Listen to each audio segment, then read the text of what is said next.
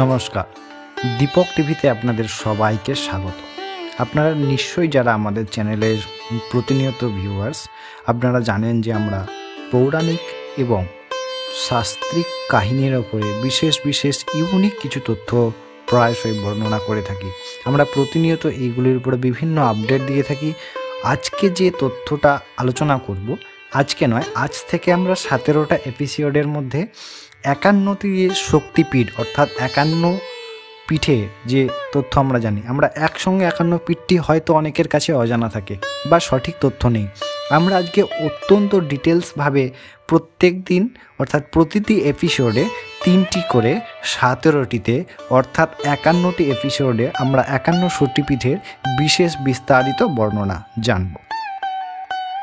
এই কথাটি প্রথমে একটু বলে রাখি যে আপনারা নিশ্চয়ই জানেন দক্ষযজ্ঞে যখন সতী দেহ ত্যাগ করেছিলেন, ভগবান শিব অত্যন্ত ক্রুদ্ধ হয়েছিলেন এবং তিনি ক্রুদ্ধ হয়ে সতীর দেহ পিঠের মধ্যে নিজের কাঁধের মধ্যে তুলে অত্যন্ত উগ্রভাবে নৃত্য করছিলেন, অত্যন্ত তাণ্ডব নৃত্য করছিলেন।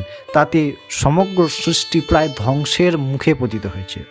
সেই সমস্যার সমাধানের জন্য ভগবান শ্রী বিষ্ণু সুদর্শনের দ্বারা কি করেছিলেন না, সেই সতীর দেহ 51টি অংশে বিভাগ করেছিলেন এবং সেই 51টি অংশ যে যে স্থানে পড়েছিল সেই 51টি পীঠ শক্তিপীঠ আমাদের কাছে তাহা পরিচিত। আমরা আজকে প্রথম এপিসোডে প্রথম 3টি পীঠের বিস্তারিত জানব।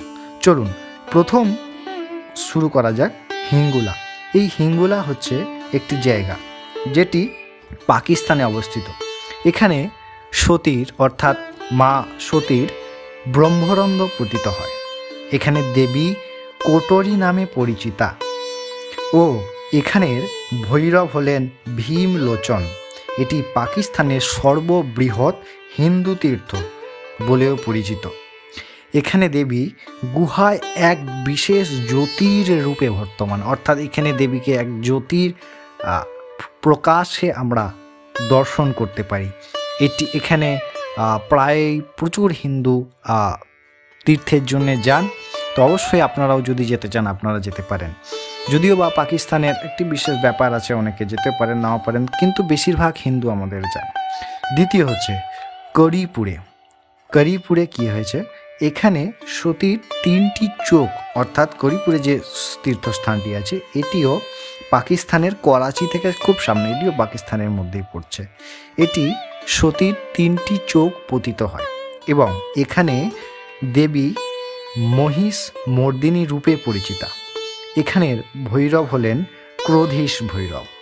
এটি পাকিস্তানের করাচি থেকে একদম সন্নিকটে, প্রায় 40 থেকে 41 ক্রোশের মধ্যে এই জায়গাটি অবস্থিত, এই তীর্থটি অবস্থিত। তৃতীয় চলে যাই আমরা হিমাচল প্রদেশে জ্বালামুখীতে। আমরা জ্বালামুখীর নাম প্রায়শই জানি। এই জ্বালামুখীতে দেবীর অর্থাৎ সতীর জিহ্বা পতিত হয়েছিল। এখানে দেবী অম্বিকা বা সিদ্ধিদাত্রী নামেও পরিচিত। জ্বালামুখী নামেও অনেকে বলে থাকেন, কিন্তু প্রধানত শাস্ত্রিক রেফারেন্সে দেবী অম্বিকা বা সিদ্ধিদাত্রী নামে পরিচিত। এখানের যিনি ভৈরব তিনি হলেন উন্মত্ত ভৈরব। এটি ভারতের হিমাচল প্রদেশে অবস্থিত। আশা করি এই তথ্যগুলি আপনাদের ভালো লেগেছে। যদি ভালো লাগে অবশ্যই সাবস্ক্রাইব করে সঙ্গে থাকবেন।